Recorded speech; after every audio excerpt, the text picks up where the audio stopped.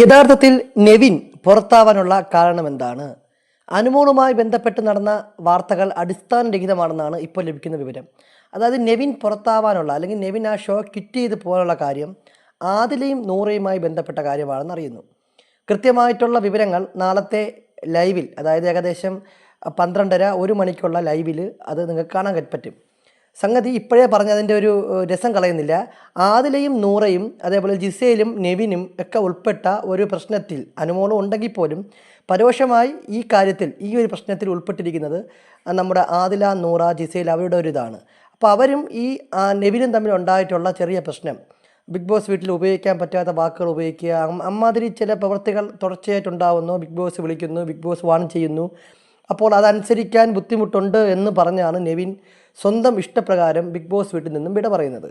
ഇനി അങ്ങനെ വിട പറഞ്ഞ നെവിനെ ബിഗ് ബോസ് ഒരു പക്ഷേ ചിലപ്പോൾ കൗൺസിലിംഗ് കൊടുത്ത് സീസൺ 3-ൽ മണിക്കുട്ടനെ കൊണ്ടുവന്നതുപോലെ തിരിച്ച് കൊണ്ടുവരാനും പോസിബിലിറ്റി ഉണ്ട്. ഇപ്പോൾ നിലവിലത്തെ അവസ്ഥ നെവിൻ ബിഗ് ബോസ് വീട്ടിന് പുറത്താണ്. ഒഫീഷ്യലായിട്ടുള്ള വിവരം കിട്ടിയിട്ടുണ്ട്. അത് ആദിലയും നൂറയുമായി ബന്ധപ്പെട്ട പ്രശ്നത്തിലാണ് പുറത്തായത് എന്നാണ് വ്യക്തമായി അറിയാൻ കഴിഞ്ഞത്. ബാക്കി ബിഗ് ബോസുമായി ബന്ധപ്പെട്ട വിവരങ്ങൾക്കും മറ്റു കാര്യങ്ങൾക്കും നമ്മുടെ ഈ ചാനൽ സബ്സ്ക്രൈബ് ചെയ്യുക.